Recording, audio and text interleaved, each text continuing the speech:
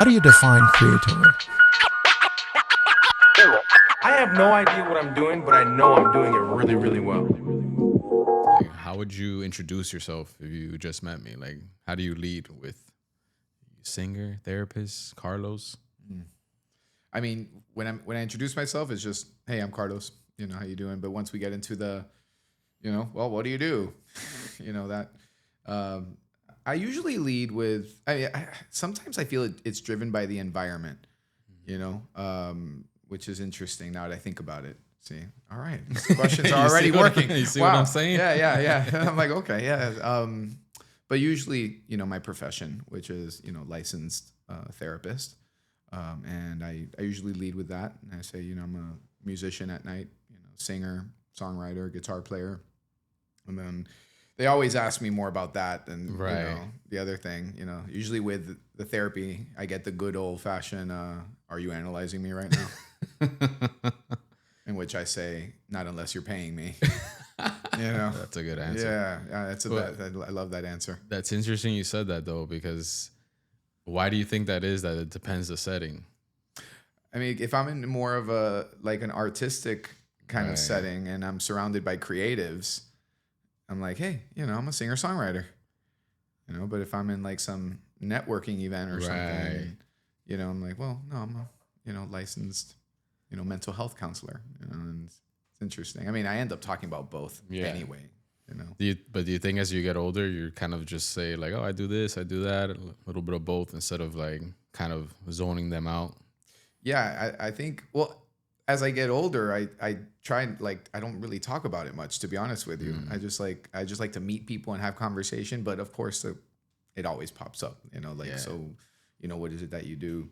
At this point, I think it kind of matches. I mean, the fact that I've been doing both for almost the same amount of time, as far as I've been playing music since I was 11, but I got into the music scene in Miami at 27, and then I started my therapy gig once I graduated from my master's. I was 30, so around the same time. So I've been doing both almost around the same time as far as actively in Miami. So I think I address them both equally because I've been doing both of them for an equal amount of time. Yeah, that's crazy that you started doing both essentially professionally around the same time. Yeah. But what do you think kind of sparked that creative? You said you started doing music at 11. Yeah.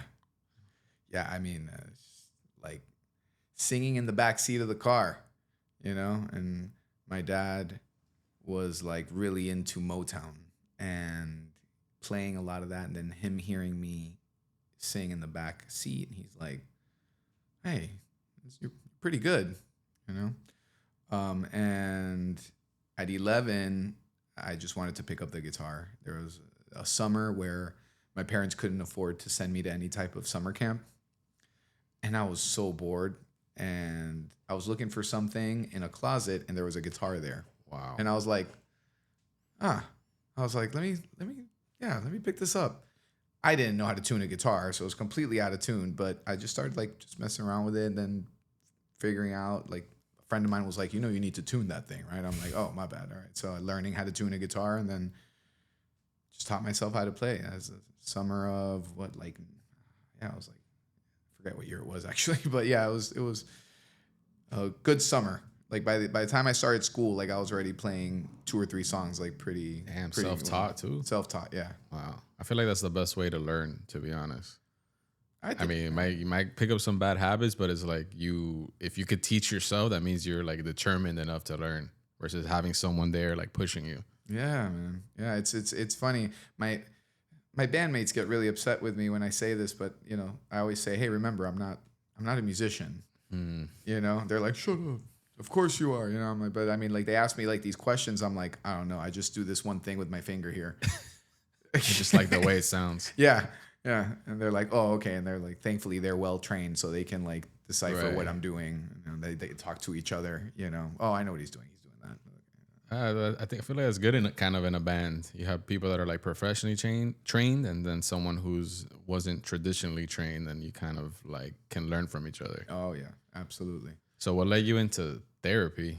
Like, how did you get into that? How did you pursue that? Oh man, I I started going to therapy. Mm, Yeah, makes sense. Yeah, I started going to therapy, and one day, man, I was just like, because I had this like, you know, just really boring sales job.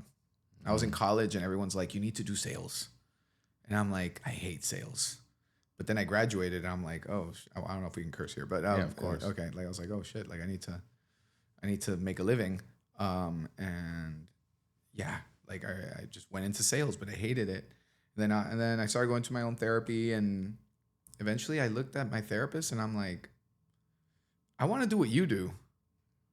And he's like, okay. He's like, actually, I don't say this very often when people say this to me, but I actually think you'd be really good at it. Wow. Yeah. And I was like, what? My eyes lit up.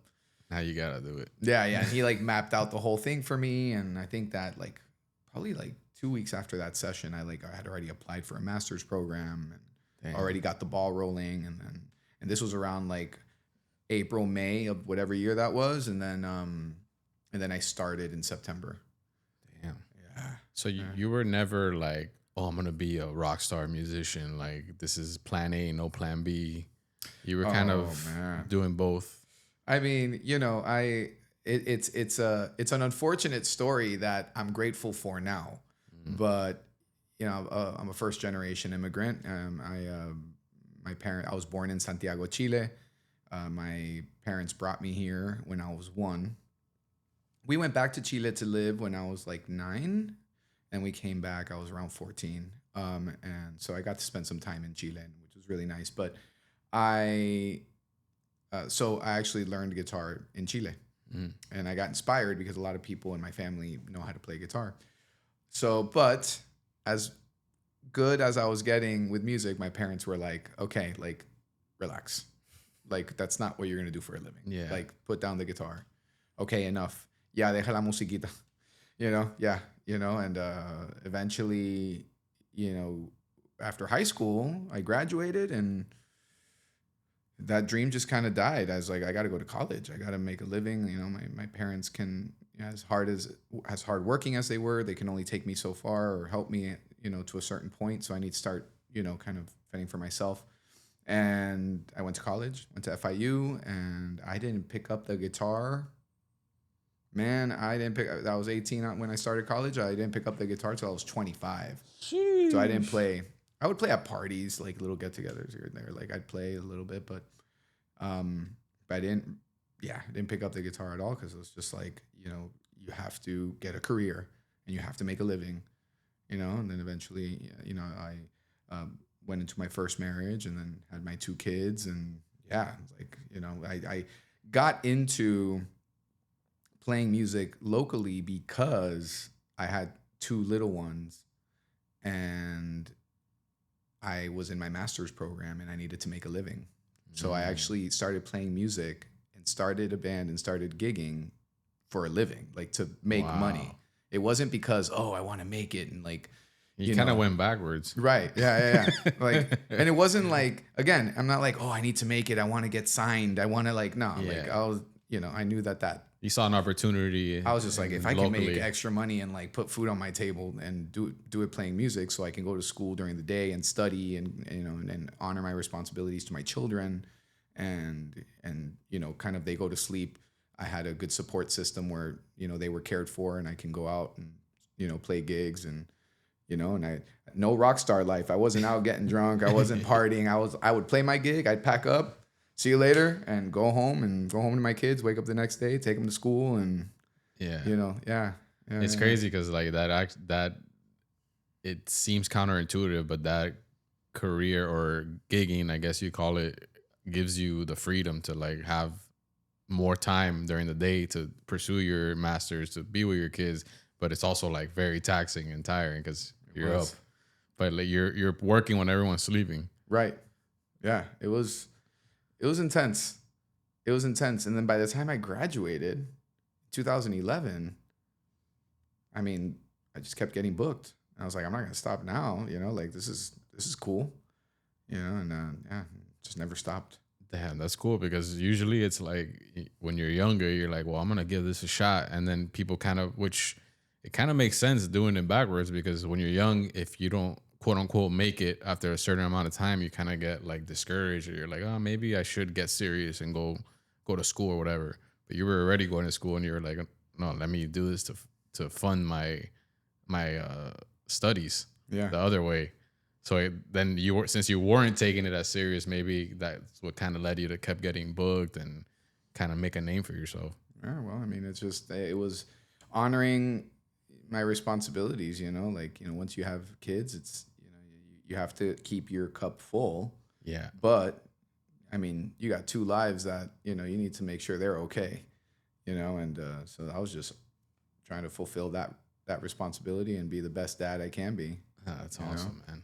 So then you graduated, and then you were like, all right, well, I'm gonna keep going, because why not? Yeah, keep going. I mean, I was at that point, like, I was invited to play special events, and we were the house band at the time. We were the house band at the bar, which is on Giralda. Oh, yeah, of course, legendary. Yeah, and then we started this event that still exists. I think it's called something else now, but at the time, it was called Giralda Under the Stars.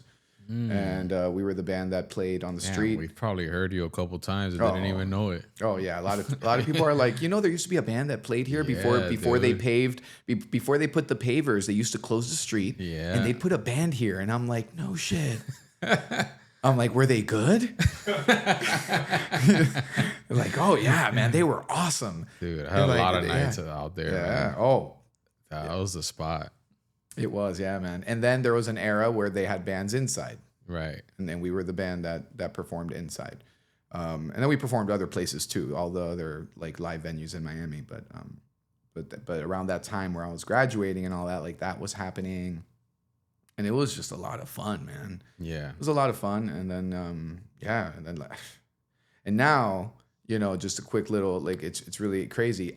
As we speak right now, my oldest son, who's 18, is actually on tour with his band. Wow. Yeah, he's I think he's doing 10 cities or something like that. I think today he's in Tennessee, Knoxville, Tennessee. Damn. Yeah. He did I think he did Tampa, Jacksonville. That's awesome. Oh, yeah. Or he's heading to Alabama. That's what it is. He's heading to Alabama today. Yeah. Those So anyway, cities. yeah. But that's awesome, because, like, I mean, it goes back to what we were saying. Like, maybe it was unconventional at the time, but now your kids are looking at you, seeing what you did, probably sparked something in them. Oh yeah, man. Like when I got the residency over at Lincoln's Beard, there was a point where my oldest son started playing bass, and I talked to them, and I'm like, hey, like during my show, can I like bring up my kid? And he was 11 years old. That boy went up there and played 3 songs with us on bass. And I was like, that moment. That's amazing. And not only for me as the father, but all my bandmates, like they've known him since he was born, and it was a moment. Let me tell you, it was a moment, man. So yeah, having music in my life in any way has created like the best, most solid memories. That's awesome. Yeah. Do you ever feel like, I mean, because you pretty much are like full time in both, essentially. Yes. So you ever feel like you maybe like kind of living a double life at certain points, or is it all just one now? Oh man, you had a guest on here, David Verjano. Mm-hmm. Shout out. Yeah, man, he had a first row seat to my little identity crisis there. Oh, I love that. I want to hear about it. Man, we all have identity crisis. I mean, it was around, like, it was right before the pandemic. I forget, 2018, 2019, and I had just signed on with Coral Gables Counseling Center, which is where I run my private practice out of. And I wanted to build both brands, because at this point I was already writing my own music. I was already recording. I had all the technology at home to record and, upload stuff on, streaming services and all that.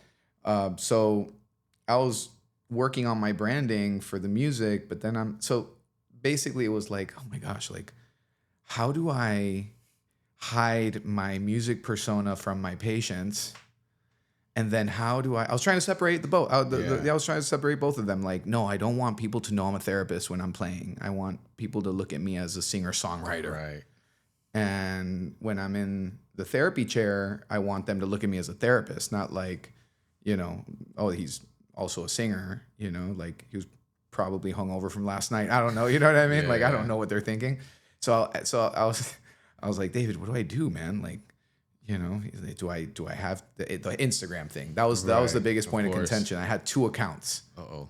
Yeah, I had one for therapy and one for music. And then eventually I'm like, who cares? Literally. No Who? one. No one. And then, but really, it's I let the people decide. You know, when I tell people at a show that I'm a therapist, they think it's, you know, I get a lot of positive feedback for it. Like, that's amazing. That's cool that you do this and you do that. When I tell my patients that I'm a musician, they think that's amazing, and you know, and then it becomes the thing. Like, they call my office and they're like, I want this guy as a therapist. I forgot his name, but he's a musician. He has a lot of tattoos, and like, oh, okay, that guy. Okay, we know it's Carlos. So it's like become this thing. Yeah. But man, that period of time where the stress Yeah. of thinking that we're living in this world where you have to separate the two, like it was going to harm you instead of help you, that, you know, people weren't going to take me serious as a clinician if they find this out, or people aren't going to take me serious as a musician, you know, when they find this out.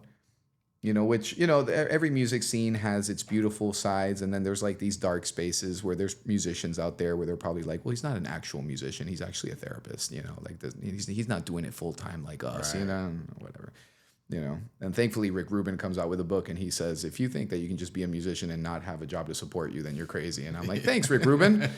Reaffirming. Yeah. I'm like, thank you. You know, so anyway, but I eventually those two came together around like, right after the pandemic, 2021, 2022, it helped that, you know, what I always like to say is one of the very few things, good things that came out of the pandemic is that it put mental health on the map more. Yeah. So I kind of leveraged that. I kind of used that. I'm like, okay, well, I think that people appreciate music and then people appreciate therapy. So I'm just going to combine the two brands and just, I'm one person. This is what I do, and like it or not, if you're gonna judge me, judge me. If not, whatever. It's crazy because like, and I love that you shared that, because I think we all go through that, like when, especially in the creative field where it's, I do this, I do that, but these people over here might not take me serious if I start showing this, but then if I do this, the people I used to do that with might think that I'm not as serious. But then when, especially hearing you say it, it sounds so silly because like you literally are a therapist and a musician. So like if trying to hide it works against you, because then you're just not being who you are. Correct. And You're what not being makes authentic. you unique is that you do both. You literally give service in whether it's entertaining or through therapy.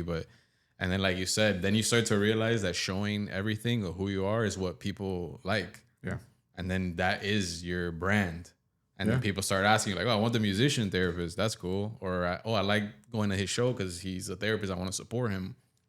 Or vice versa, but they all feed each other, which is like, but you got to go through that to like understand it. Yeah. And you do have to go through that, but there is also, we have to, you know, acknowledge that there is an element that there was a social flow as well that allowed that. We entered a phase socially where we welcomed transparency and we wanted more authenticity, and you know, kind of being disingenuous was more frowned upon than ever, and people want to know the real side of you. And a lot of what, you know, social media has become about is the more authentic you are, the more transparent you are, the more honest you are, the more well received, you know, you are. But we had to go through that transition because it wasn't always like that. Yeah, that's true. Because to a certain extent, it might have hurt you in the past. Like, oh, you're not a full-time musician, then I can't take you serious. But now that everyone is kind of, like you said, on the social media, and you're a brand and people look at who you are, it translates way better. So yeah, that's a good point, because there was a point where, even for me, where like with DJing, I was like, well, no, I don't do graphic design. Like, nah, that's not me. Right. Because I want the people that are booking me to take me serious and don't think that I'm like committing my time to something else. Correct. Because then they might, but that's all in your head also. Like, a lot of it is. You could be a great musician or DJ and have a day job and be killing it at both. Yeah. Which actually speaks more to who you are if you're able to do so. I mean, yeah, and I'm just glad that it took that. I believe for the most part, I believe I have professionally more good days than not. And I'm glad that I got to whatever place I'm at in an organic way. Nothing was really forced. But there was the identity kind of crisis exploration phase where am I going to just take this leap of faith? I mean, we can go back not too long, 2015, 10 years ago. Yeah. And you show me a heavily tattooed therapist. A lot of people would be like, no, thanks. Yeah. No, thanks. Like I want the guy with the like beard and the pipe. Yeah, like You know? I can imagine the assumptions. Yeah. So now I think like, yeah, socially a lot of it worked toward my favor as well, Do you think like at any point does like one kind of spill into the other, or I mean, it's natural too. I guess the question is like, do you ever, because I mean, you are talking to people about sometimes heavy things, or they're going through something, and then you got to go perform. Like, how do you kind of manage that? Man, so what I always like to say is, because one of the most common questions, which is kind of linked to this, is, how do you disconnect, or how do you like not take this with you? And I believe that, well, obviously all therapists are human beings and there are things that are gonna stick with us, but I was trained that we are there to help the person with what they're going through in that moment. So in order to be effective, you can't be invested emotionally. You can empathize and you can show compassion and you can, obviously be a human because we're not robots, right? But we do have a job to do, so I can't sit there and cry with them. I have to look at them like, it sounds very cold, but it's true. I have to look at them like there's a chart. It's a case. There's a diagnosis. How do you treat this diagnosis? How can I help this person? And when you do that mixed with authenticity and, compassion, empathy, kindness, but yet with a little bit of what we call gentle confrontation, like letting the person know, hey, this is where you're kind of fucking up, and maybe you might want to correct this, right? Then we can disconnect. But to answer your question, how does it spill over? There is like you spend 6 to 8 hours a day not talking about yourself. You spend 6 to 8 hours a day where nothing can be about you.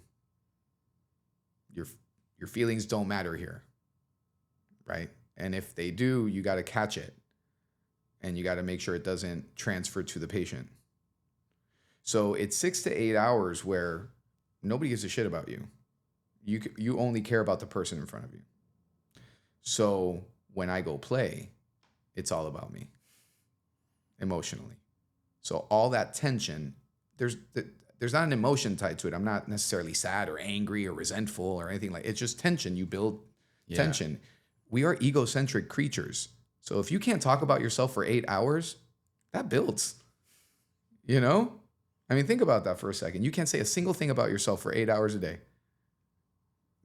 And so when I sing, when I belt out that first note, that is just all that tension, just like out, like it's really cool that you can hold a note for 45 seconds.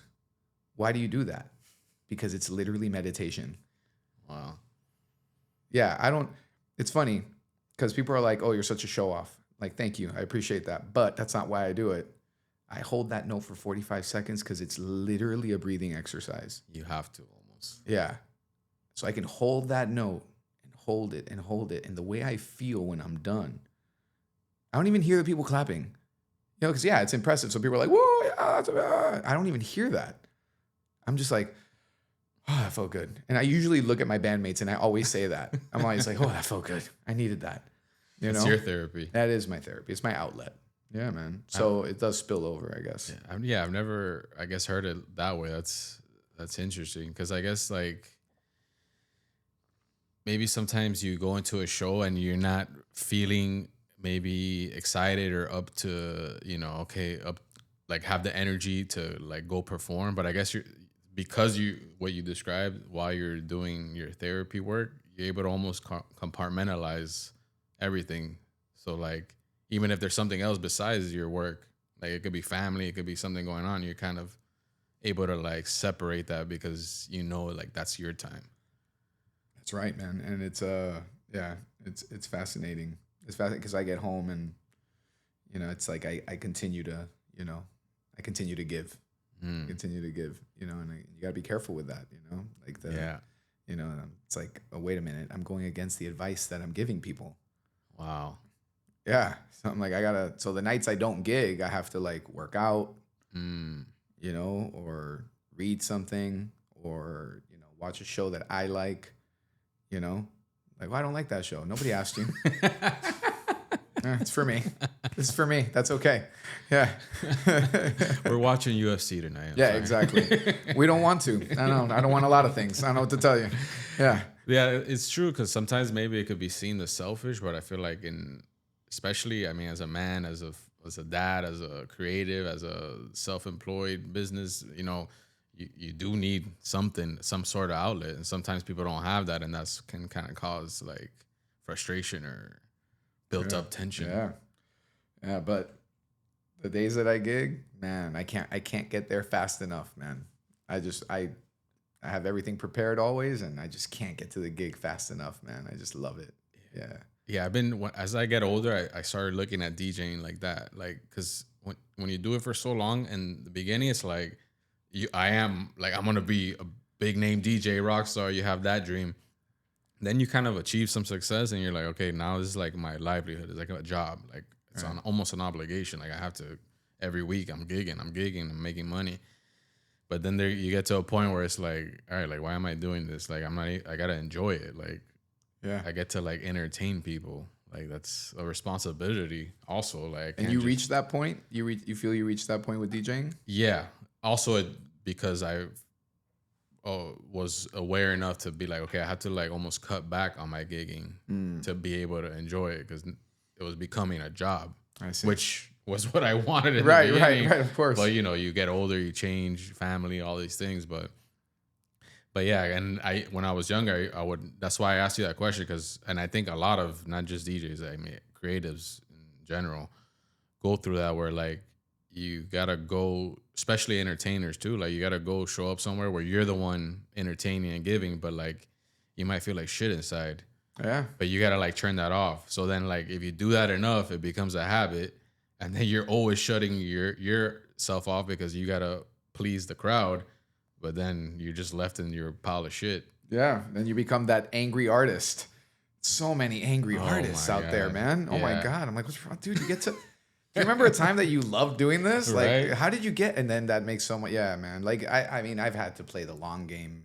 Yeah. You know, I mean, now, I mean, my kids are grown, and now I get to embrace the artist in me, and I get to like apply it. I get to play as many gigs as I want, and I get to like, you know, and it's. I mean, I'm at a point where I get home from gigs and my kids are still awake.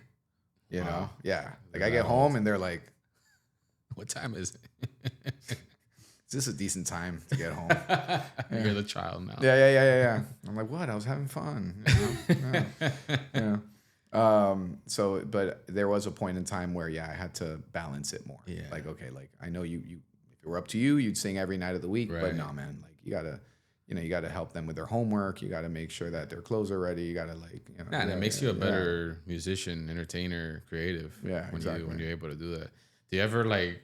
I mean, I would do this all the time, but I'm imagining as a therapist, you know, you are used to like analyzing and this and that. So like when you're performing, are you like surveying the crowd and like seeing, okay, this person's body language, I don't like what they're doing here. Let me, you know, because I used to almost get in my head too much.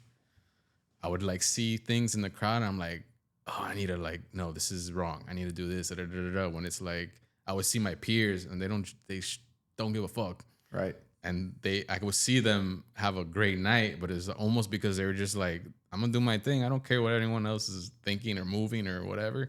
Right. Do you have that when you are like at a show or performing? Yeah, like we don't have a set list. So I just call out the songs based on feel. You know, and my bandmates are just, they trust me. Yeah, they trust me. They're like, Carlos knows. Carlos can read the room. Yeah. Yeah, and it's true. It's true. I just, every time you know, we're going to go with this song right now. Really? Yeah. And it just like hits. Yeah. Like, how do you do that? Yeah, I'm like, I don't know, man. Maybe it is like the being able to read people's body language or being able to like kind of sense the vibe or, you know, energies or, you know, yeah. you know. And then also like there's other things.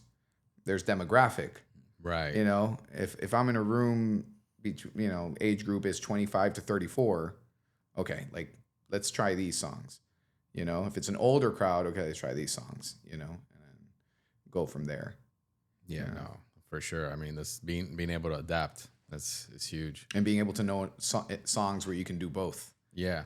You know, that's key. You know, within a certain genre. Right. You know what I mean? Yeah, of course. But Is there anything that you do to like prepare for a show, especially like, you know, getting older? Like you can't just five gigs in a row. I'm still there. Right, but there's like I just go. oh man, that's Yeah. amazing. Then I think I just started doing like vocal warm-ups like 2 months ago.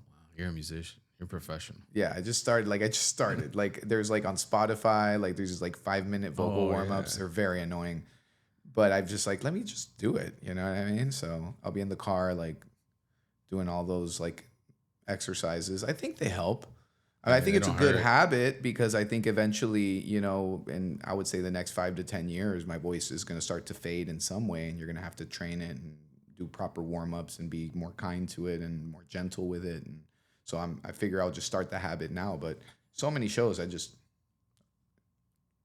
arrive and go. Let's just go. Yeah. That's awesome, man. Yeah. So yeah, some people have a whole process, or they need to like get it in a mental state, or they need to do breathing exercises, or I never had that option, man. I'm always in a hurry, you know? Right, You know, like I'm feeding my kids. I got to be at the show. Like I got to Yeah. leave. It's I get actually there. the It's like, opposite. If you have too much time, it could get to you. yeah, you overthink. Yeah, I got to do exactly. this and the thing with the water and like this and like I'm like, what? You do all that? Like, damn, like I can't do that. Like, no, like it'd be crazy. Yeah, you just gotta get up and go, man. Yeah, you just got to get up and go. See what happens, man. Yeah. And if you fuck up, you fuck up. You're like, hey, I forgot the song. I had a long day. Anyway, you know, like move on. You know. Well, where did you get that? Like, kind of, because I mean, people, they'll like, I don't want to use the word choke, but like, they get in their head so much of like, oh, I played the wrong song, or I messed up, or I said the words wrong, and they are not able to recover, or they kind of like have that anxiety. Well, you know, I mean, I think that's a result of just taking yourself way too serious. Mm. You know, I mean, like, come on, man. Like, look at the room. You're in a brewery. Like what's on the line here? like, you know, not to put anybody. I mean, I'm not, you know, but I'm saying, like, you know, like, dude, if I'm in an arena in front of 30,000 people and I forget the word to my own song, fuck, that's embarrassing. Yeah. You know, I get paid millions of dollars to do this. That should not happen. I apologize. You know, go to my publicist. Hey, apologize on behalf of me. Like, you know, that shouldn't happen. I mean, dude, you're at a bar, people are drunk, and you miss a line. Dude, Come on. I love that because I do that to myself all the time. Like I humble myself. Like I'll be like sweating, like, oh shit, 10 seconds left. I gotta play the next song. Like, oh my god, that was a terrible choice. Is that? And then I'm like, bro, this guy's like hammered drinking a White Claw. Everyone's like, fine. Like what? And what? They fire you? Okay, bro, you go gig somewhere. That's serious. exactly. It's no like, one's gonna know. It's not gonna make local news. Like, and that's why, I mean, and what we were talking about before, you know, transparency. People, you know, this whole thing of like, I'm on stage and you're down there and you listen to what I do. Like, that's like, you know, we're all in this together, dude. Like, there's thousands of things to do on a Friday, Saturday night in Miami, Florida, and you decide to come to a live music show. Let's all be in this together. right. You know, like, so I'll mess up, or I'll try something new, and I'll be like, yo, we tried something new, man. I hope it worked. And people just go nuts. They love it, you know, or I'll just tell the band, hey, we're gonna do something new tonight. And I just start playing chords and everybody starts following along, and then, you know, we'll finish the song and I'll be like, hey, we've never done that before. And people are like, what the, you know, or if we mess it up, we're like, hey, we've never done that before, but we figured we'd just test some things out because you're that kind of crowd. People love that, man. Yeah. Make them feel included. Like, we're all in this experience together. I think that's super important. Like, because at the end of the day, like if you're trying to have a successful night as an entertainer or a band or whatever it is you do, like the crowd is part of it, whether you want them to be or not. Or so it's like you want to kind of not guide them, but like make them a part of it, because at the end of the day, it's going to determine your success too. And like it can't all be on you as much as you think it is. Yeah. And be natural. You just got to be natural, man. Like you're talking to a group of friends. You know, like that's one thing that I see like younger artists do, where they talk like they're in an arena. Mm, And I'm like, no, just it's just, this is like this person can be your neighbor. Like, that's true. just it's all good. Like we're all gonna have a beer together after this. Yeah. You know what I mean? Yeah. Yeah. So yeah, you gotta just try to keep it organic and keep that energy like very just organic. Yeah. So what do you find like a, I don't want to say struggle, but maybe like with the younger generation of musicians coming up, like you were saying right now, even like just the way they conduct themselves or certain things you have to do to get to the next level, like do you kind of see yourself moving differently, or is that something that you think about like, oh, they're doing that, maybe I should hop on that, or like, No, I mean, it's that's a great question because I was just having this conversation with someone, last week. Yeah.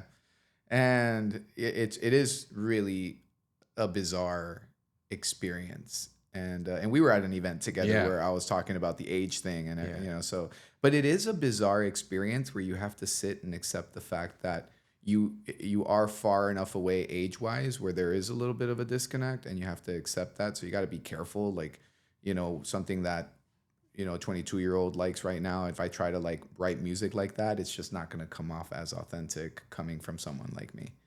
You just have to stick to what you like. But of course, um, we're in this era that people are into the whatever, the new fill in the blank, new disco, new vintage, new soul, new this. And then that's cool because there is musically, there's a lot to create in the sense of a lot of music that I grew up on and I enjoy singing and playing, and finding ways to modernize it. That connection is working. And that is something that younger musicians are inspiring me to do. And there's a lot of younger musicians that I listen to that are inspiring me to apply my soul and my style in this like kind of genre and delivery, which is really, that's a really cool thing. And it's cool to have musicians who are younger and you could share with them like, hey, I wrote this, what do you think? And they're like, oh, this is great, or they'll be like, nah, dude, I think maybe you should go this direction or that direction. And that's and the other way around. A lot of younger musicians come to me and they're like, what do you think of this? What do you think of this like vocal line? Like, should I do this? Should I sustain? Should I not? And I'm like, well, no, give them my honest opinion. man, that's awesome that you have open ears to the younger opinion, and vice versa too. Because some people, I don't want to call them old heads, but like they're like, nah, like I'm not even gonna ask that guy because he's so much younger than me. He won't understand. But I mean, whether it's a good or bad opinion or feedback, it's a different perspective to take into account. Yeah, man. Yeah. It's nice. It's nice to have that resource. There's a lot of really like kind and talented and just younger musicians that are just great to interact with, and I'm really enjoying that network, and I'm really enjoying that part of the Miami music scene and what the Miami music scene has become. And like I said earlier, every music scene has its dark sides, and you just get to choose what you get involved with and what you don't get involved with. But thankfully, I've been able to network with younger musicians who are extremely kind and extremely talented, and we kind of bounce ideas off of each other. That's awesome. And I think going back to the point you were making earlier, like the being authentic now, I feel like it's more accepted. So it doesn't really matter the age and whether and what you're doing. Like people gravitate to you because of you. So like you could be 18 or you could be 58, and if you're making good music and you're a good person and you're putting out cool stuff and making people feel a way, like it doesn't really matter anymore. It's not like, oh, that guy's old, like I'm not listening to that. Right. It's almost like cooler now. It in a lot of ways it is. It's looked at in Yeah. that way. I've heard that a lot. But then also like from a human behavior perspective, like if someone's like, oh, I like the way that sounds, but he's old, so I'm not going to listen to Yeah. it. That's like, okay, what does that say of you as a person? Right. Right. Like you and Like, I that's are dope, not. but Yeah, I don't like yeah. it. Well, you and I are not going to be friends. Like I don't associate with people like. Yeah. No, that line of thinking is very faulty. So Yeah. but thankfully that's not the case. I mean, for the most part, that's not the case. Usually it's warm and accepting, and people are like, damn, like this is, you're out here, freaking sounding good and doing your thing, and we're here for it. Yeah, nah, and like you said, I think trying to keep up with trends is like it's not a good strategy. No, no, I mean, and when it's funny because when you've seen enough generations of music, it's funny because you have the trends, and the trends are like these little like specks that kind of bring you up or down, up and down. But the constant is we always end up landing in those key soulful like type music, like everything that's like whether it's new or vintage soul or R&B or even in hip hop. We always end up landing in those spaces that this is what works. This is what historically has worked. We kind of veered off here and it became a trend, but then it quickly Always like comes fell back. off. You know what I mean? And like, oops, maybe we shouldn't have done that. Let's just go back here. And it's like my son, my oldest son. He went through a hip hop phase, and he's like, man, he's like, I try to like current hip hop artists, but I just keep listening to Wu-Tang. It's And I'm funny like, how that happens. well, first of all, you're very smart. Yeah. Congratulations. You have, It's like every parent's fear, like, oh, you like little baby what? Yeah, Like, yeah, yeah. like, oh no. and he'll go through a phase. Like he'll play it. Yeah. And he's like, I'm like, how many times did you listen to that artist song? Oh man, like only twice. And then I put on like Tribe, and I'm like, I'm like, okay. He's like, he has all the Tribe Called Quest vinyls, and he plays them, and I'm like, yes. God. Yeah, yeah. That's what I do. I open up his door, I go, thank God, and I just walk out. He's like, what? You're like, don't worry. Yeah, don't worry about it. Q-tip's the best. Okay, anyway, moving on. Yeah. Yeah, it's funny also because like as an artist, when you're younger, you're almost like, bro, I can't be doing this till like, like this is I have a certain time, and then like if it doesn't work, I'm gonna get a straight job or whatever, get serious.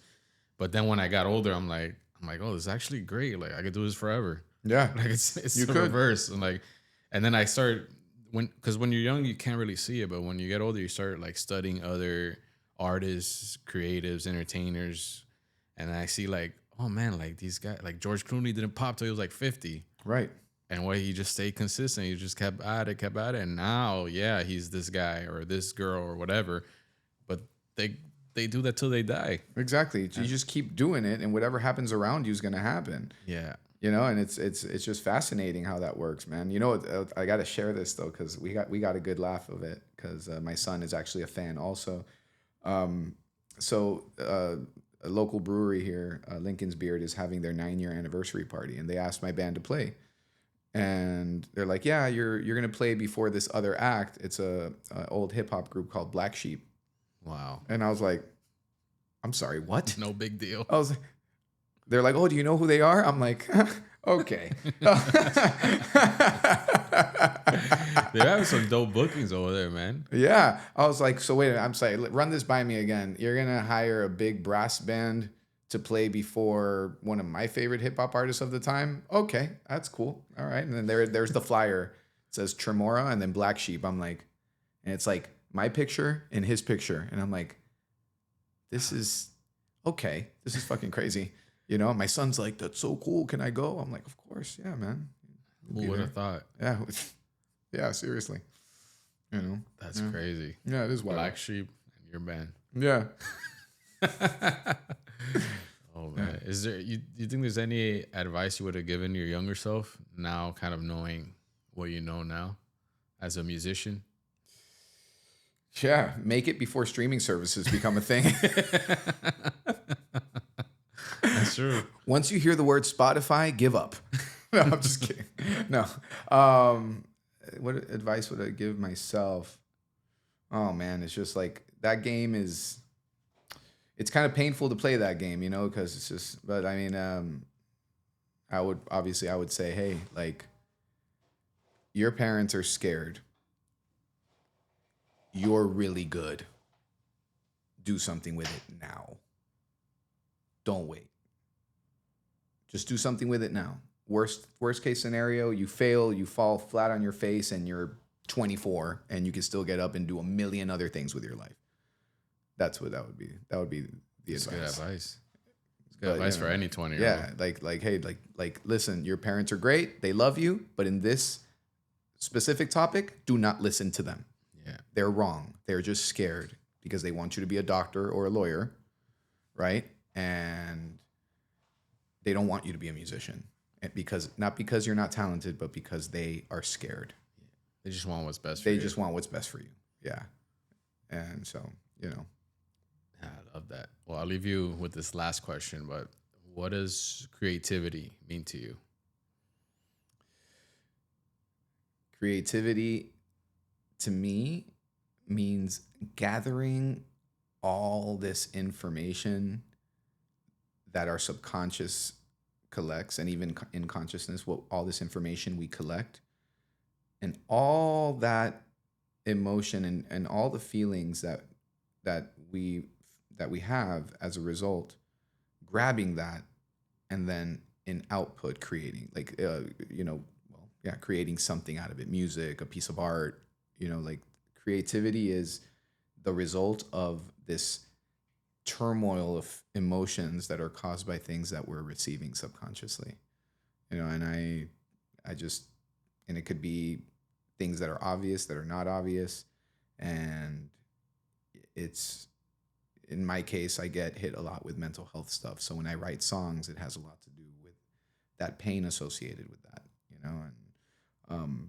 and how can I put this into music, into words where people can connect and indirectly touch people's lives, or, kind of, strike that chord with a person that's maybe going through something, through music and through the information that I have, and all that. So that's what it is to me. It's utilizing what's already inside of us and then creating some kind of output worldly thing out of that. Love that. Striking a chord. Yeah. Pun intended. Yes, absolutely. 100%. Well, yo, thank you for coming through, man. And I No, of really course. appreciate it. Make sure to plug your socials, your band, your practice, everything. Absolutely, man. I am on Instagram. I am at the Carlos Escanilla. My website is carlosescanilla.com. The band is Tremora Band. I'm sorry, Tremora Music, not Tremora Band. Tremora Music. And it's like tremor, but with an A at the end. So Tremora Band, if you will. And I work out of Coral Gables Counseling Center. That's where I run my private practice. And yeah, let's connect. Yeah, Awesome. Thank you for having me, man. Oh, Seriously. Thank you, man. I really appreciate it. Great Yeah. conversation, man. Thank Yeah, you. man. Thank you.